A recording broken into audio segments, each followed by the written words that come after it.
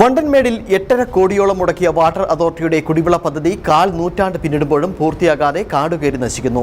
ലക്ഷങ്ങളുടെ യന്ത്രസാമഗ്രികൾ തുരുമ്പെടുത്ത് തീർന്നു. മോട്ടോറുകളടക്കം മോഷ്ടാക്കളും അപഹരിച്ചു.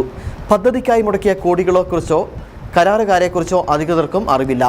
ആയിരക്കണക്കിന് കുടുംബങ്ങളിൽ കുടിവെള്ളം എത്തിക്കേണ്ട പദ്ധതിയാണ് എങ്ങുമെത്താതെ കാടുകയറി നശിക്കുന്നത്. ജനോപകാരപ്രദമായ പദ്ധതികൾ നടപ്പിലാക്കുന്നതിൽ അധികൃതരുടെ അനാസ്ഥ എത്രത്തോളം എന്നതിന്റെ തെളിവാണ് വണ്ടൻമേട്ടിൽ കാട് കയറി നശിക്കുന്ന കോടികൾ മുടക്കിയ ഈ കെട്ടിടവും ടാങ്കും അനുബന്ധ ഉപകരണങ്ങളും. 1995 ഈ പദ്ധതി ആരംഭിക്കുന്നത്. വണ്ടൻമേട് പുതുവലിൽ ചെക്ക് ഡാം നിർമ്മിച്ച് ഇവിടെ നിന്നും വെള്ളം പമ്പ് ചെയ്ത് 2 കിലോമീറ്റർ അകലെയായി നിർമ്മിച്ചിരിക്കുന്ന ശുദ്ധീകരണ യൂണിറ്റിൽ എത്തിച്ച് ഇവിടെ നിന്നും വണ്ടൻമേട് ചക്കുവള്ളം പഞ്ചായത്തുകളിലെ ആയിരക്കണക്കിന് വരുന്ന കുടുംബങ്ങളിലേക്ക് എത്തിക്കുന്നതിനായിരുന്നു പദ്ധതി. ഇതിനായി ആദ്യം 3.5 കോടിയും പിന്നീട് 5 കോടിയും ചെലവഴിച്ചതായാണ് വിവരം. പുതുവലിൽ ചെക്ക് ഡാം നിർമ്മിക്കാൻ നിശ്ചയിച്ചിരുന്ന സ്ഥലത്ത് പമ്പ് ഹൗസ് സ്ഥാപിച്ച് ഇവിടെ നിന്നും ശുദ്ധീകരണ യൂണിറ്റിലേക്ക് പൈപ്പുകളും സ്ഥാപിച്ചു.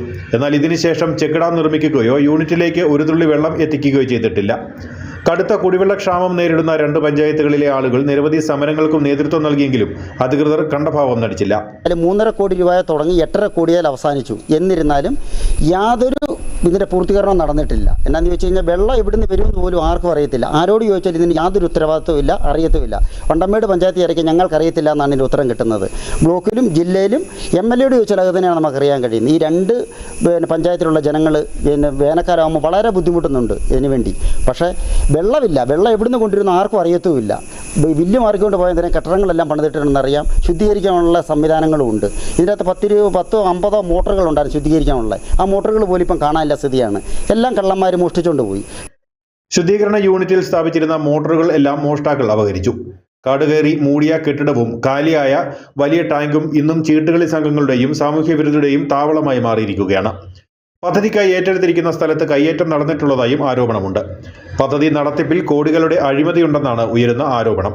അതുകൊണ്ട് തന്നെ പദ്ധതി പൂർത്തീകരിക്കുന്നതിനും അഴിമതി സംബന്ധിച്ച് വിജിലൻസ് അന്വേഷണം നടത്തണം എന്നുമാണ് ഉയരുന്ന ആവശ്യം. News bureau, Anakkara.